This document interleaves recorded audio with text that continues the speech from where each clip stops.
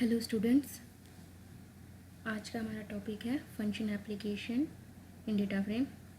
So what is function application? Actually the Python pandas offer many handy function and functionality which are useful for data science related tasks. So one such functionality is function application. The function application means that function, either library function or a user defined function, may be applied on a data frame in a multiple ways, either on a whole data frame, row wise or column wise, or a individual elements in a data frame. So we will see the use and the working of all three functions one by one. The three functions are basically pipe function, apply function, and apply map function. The first one is pipe function. Pipe function आपका क्या है? ये एक command जो process होके output दे रहा है वो नेक्स्ट के लिए आपका इनपुट होगा और वो इनपुट को प्रोसेस करके आउटपुट देगा. फिर नेक्स्ट कमांड उसको एज ए इनपुट लेगा एंड आपका रिजल्ट आउटपुट आपको प्रोड्यूस करेगा. जैसे फॉर एग्ज़ाम्पल ये मैथमेटिकल फंक्शन है जिसमें ये आपका बोर्ड मास लगता है, यानी ब्रैकेट ओपन. सबसे पहले इनर वाली जो ब्रेसेस में आपका लिखा है स्क्वायर रूट एन, सबसे पहले आप इसको सॉल्व करेंगे तो आपको सपोज एन आपका 25 है तो square root of 25 is 5. Then ये ब्रेसेस रिजल्ट आउटपुट होने के बाद नेक्स्ट आपका पावर फंक्शन लगेगा. पावर फंक्शन ऑफ 5,2 यानी 5 की पावर 2, 5 की पावर 2 आपका 25, ये सॉल्व हो गया. फिर नेक्स्ट आपका ब्रैकेट में है ये डिवीजन, यानी 25,3 यानी आपको 25 को 3 से डिवाइड करना है.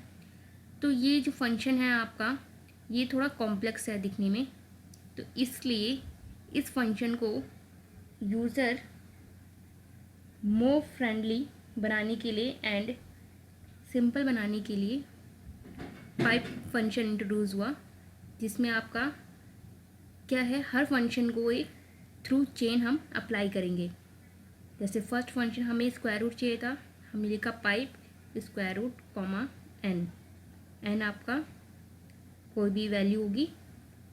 फिर इसका रिज़ल्ट जो आएगा आउटपुट वो नेक्स्ट वाले को एज ए इनपुट मिलेगा, यानी 25 पे आपका pipe function again power function लगाएगा डॉट पाइप पावर कॉमा 2, यानी यहाँ पे आपका जो 25 का स्क्वायर रूट आपका सपोज एन 25 है तो 25 का स्क्वायर रूट आपका 5 आया तो वो 5 एज ए इनपुट बनेगा इस वाले फंक्शन के लिए, पावर के लिए. तो यहाँ पे पावर आपको किसकी निकालनी है, मीन्स इसका जो आउटपुट आया 5 की पावर 2 25.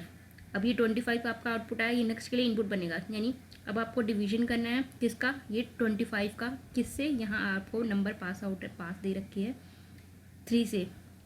25 डिवाइड बाई 3 जो आपका आउटपुट आया वो फिर नेक्स्ट के लिए इनपुट बनेगा. यहाँ पे आपको ऐड फंक्शन है, कितना ऐड 25 डिवाइड बाई 3 जो आपका आउटपुट आएगा वो उसमें आपका 100 ऐड हो जाएगा. तो ये वाला फंक्शन जो है आपका pipe function, it basically chaining of function and in the order they are executed. अब इसको हम थ्रू प्रोग्राम कैसे हम अप्लाई करेंगे प्रैक्टिकली देखते हैं इसको.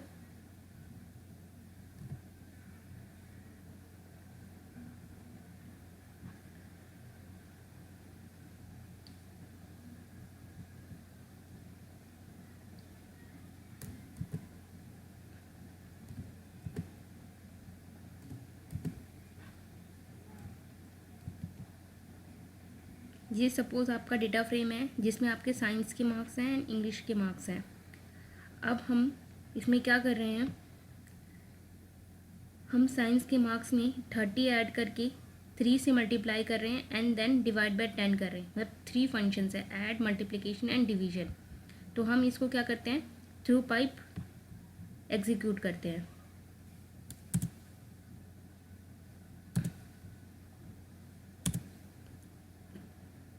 ये आपने मार्क्स में science marks as a dictionary आपने डेटा फ्रेम क्रिएट किया जिसमें साइंस के मार्क्स आ गए, इंग्लिश के मार्क्स आ गए।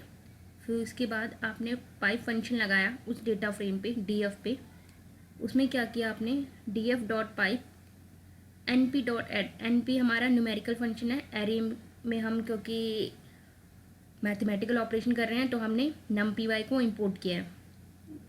मैट्रिक्स अरे फॉर्म में जब भी कैलकुलेशन मैथमेटिकली होती है तो हम numpy को इंपोर्ट करते हैं। तो np dot add comma 30, first add होगा आपका साइंस वाले मार्क्स के फर्स्ट एलिमेंट पे। फिर then dot pipe np dot multiply comma 3, यानी जो आपका आया ऐड होने के बाद उसको फिर 3 से मल्टीप्लाई करना है, फिर देन उसको 10 से डिवाइड करना है। इसका एक बार आउटपुट देखते हैं। ये देखो 15, 20 plus 30 is 50, 50 into 3 150, 150 divide by 10 आपका 15। उसी तरह से अगला एलिमेंट भी 50 प्लस 30 आपका 80, 80 into 3 is your 240, 240 divide by 10 is 24। Same आपका इंग्लिश वाले मार्क्स कॉलम पे भी आपका हर एक एलिमेंट पे यही फंक्शंस, तीनों फंक्शंस अप्लाई होंगे और आपको डेटा फ्रेम न्यू क्रिएट हो जाएगा आफ्टर ऑल 3 फंक्शंस अप्लाइड। तो ये तो आपका हुआ पाइप फंक्शन।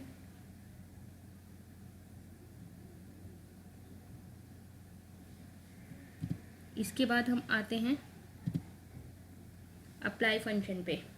अप्लाई फंक्शन एक सीरीज फंक्शन है और ये फंक्शन पर्टिकुलरली एक रो या एक कॉलम के डेटा फ्रेम पे अप्लाई होता है, आइदर रो वाइज और कॉलम वाइज।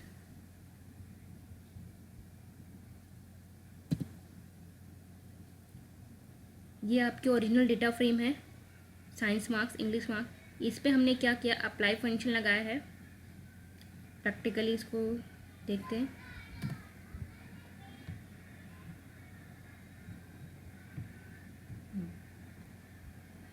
अप्लाई फंक्शन में हमने क्या किया, हमने कहा इन पे मीन फंक्शन निकालना है और वो पूरे दोनों कॉलम पे अप्लाई होना चाहिए। मीन चाहिए हमें, मीन जैसे ये आपका है साइंस मार्क्स और इंग्लिश मार्क्स, तो इसका मीन निकल जाए और इसका भी मीन निकल जाए। तो हमने क्या किया, डेटा फ्रेम हमने क्रिएट किया सेम एज पहले की तरह।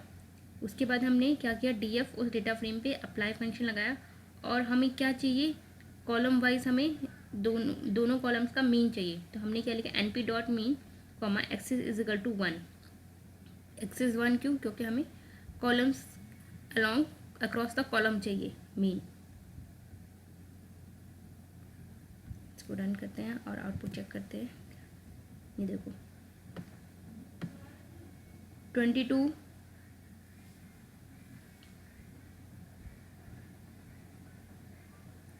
55, 63, 85, 47,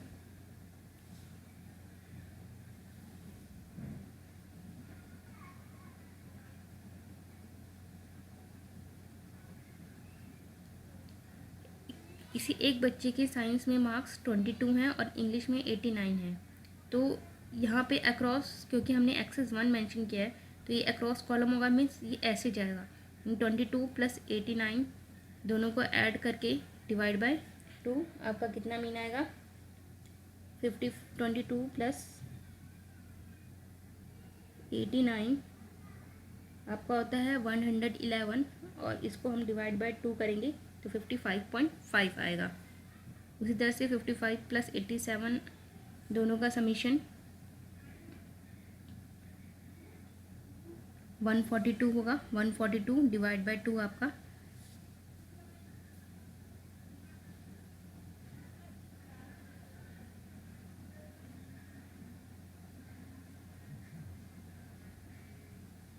71 आएगा। तो अगर हम इसको एक्सिस 1 की जगह हम क्या मेंशन करें, 0, तो आपका आउटपुट देखिए। अब आपका आउटपुट अक्रॉस रो वाइज होगा, रो वाइज मतलब ये दिस वे, यानी आपका साइंस मार्क्स का अलग मीन निकलेगा और इंग्लिश मार्क्स का अलग मीन। एक्सरसाइज 1 में आपका ऐसे था डायरेक्शन हॉरिजॉन्टल मीन्स रो में आपका, और अक्रॉस रो मीन्स आपका वर्टिकली, यानी वर्टिकली साइंस मार्क्स के मीन्स और इंग्लिश मार्क्स के मीन। इसके बाद आपका फंक्शन है अप्लाई मैप। अप्लाई मैप क्या है? ये अप्लाई से अपोजिट है। ये आपका फंक्शन इंडिविजुअल एलिमेंट के ऊपर वर्क करता है, single individual element in a data frame.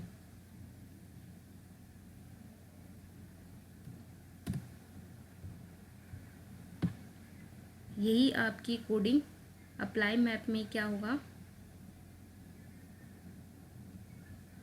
Suppose ये हमने सेम मार्क्स इंग्लिश और साइंस के डेटा फ्रेम क्रिएट कर दिए, देन हमने df dot apply map function लगाया np.me, तो इसका आउटपुट आपका क्या आएगा? सेम, क्योंकि ये देखो 22.0 यानी आपके जो एलिमेंट थे इंडिविजुअल एलिमेंट पे ये फंक्शन वर्कआउट करता है।